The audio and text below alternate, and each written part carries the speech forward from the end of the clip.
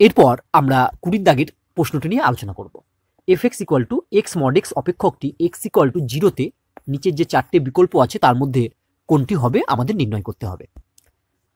F X equal to X mod X এই অপেক্ষকটি X equal to 0-তে continuous অর্থাৎ সন্তত হবে না সেটা আমরা নির্ণয় করব, এবং এক্স ইকুয়াল টু 0-তে এফ এক্স ফাংশনটি ডেরিভেবল বা অবকলনযোগ্য হবে কিনা সেটা আমরা নির্ণয় করব। আমরা জানি যে মড এক্স ইকুয়াল টু হয় এক্স কখন না যখন এক্স গ্রেটার ইকুয়াল টু 0, এবং mod x equal two minus x হয় যখন এক্স লেস দেন 0। তাহলে এই F X x mod X এই ফাংশনটিকে আমরা ভেঙে কিভাবে লিখতে পারি দেখো। এফ এক্স ইকুয়াল টু, দেখো যদি আমার এক্সের মান গ্রেটার ইকুয়াল টু 0 হয় তাহলে এই মড এক্স এর পরিবর্তে আমরা বসাতে পারবো এক্স, তাহলে এক্স ইন্টু এক্স মানে হবে এক্স স্কোয়ার, অর্থাৎ এক্স গ্রেটার ইকুয়াল টু 0 হলে মড এক্সের ভ্যালু এক্স হয়ে যাবে, তখন এফ এক্সের মান হয়ে যাবে এক্স ইন্টু এক্স মানে এক্স স্কোয়ার, কখন না যখন হচ্ছে এক্স গ্রেটার ইকুয়াল টু 0। আবার এক্স লেস দেন 0 হলে মড এক্স এর মান হয়ে যাবে মাইনাস এক্স, তখন এফ এক্স এর মান হবে এক্স ইন্টু মাইনাস এক্স মানে মাইনাস এক্স স্কোয়ার। তাহলে F X equal two minus x square পাবো যখন এক্স লেস দেন 0। এবার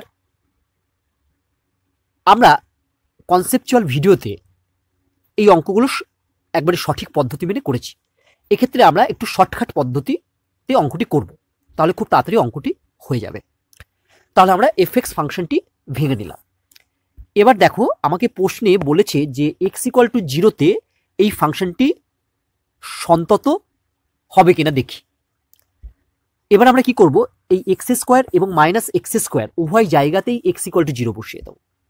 তাহলে দেখো এক্স স্কোয়ারে এক্স ইকুয়াল টু 0 বসালে এর ভ্যালু হয়ে যাবে 0, আবার মাইনাস এক্স স্কোয়ারে এক্স ইকুয়াল টু 0 বসালে এর ভ্যালু হয়ে যাবে 0।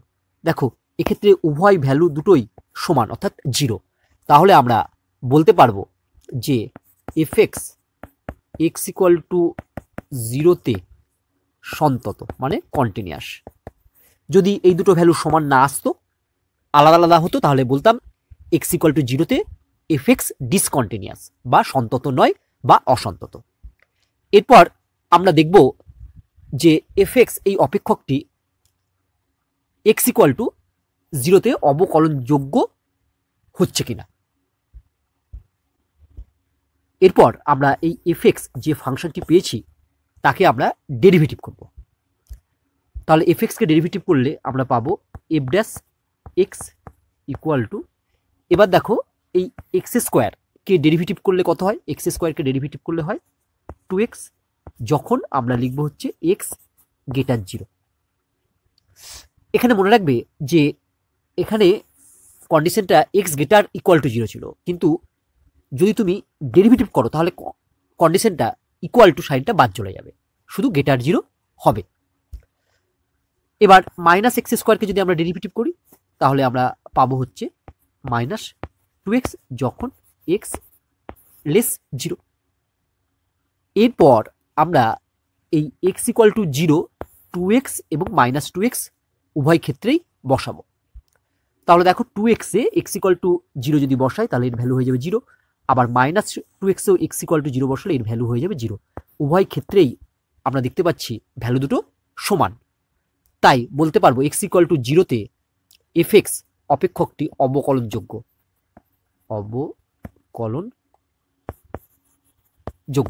অর্থাৎ এফ এক্স অপেক্ষকটি এক্স ইকুয়াল টু 0-তে কন্টিনিউয়াস এবং ডেরিভেবল।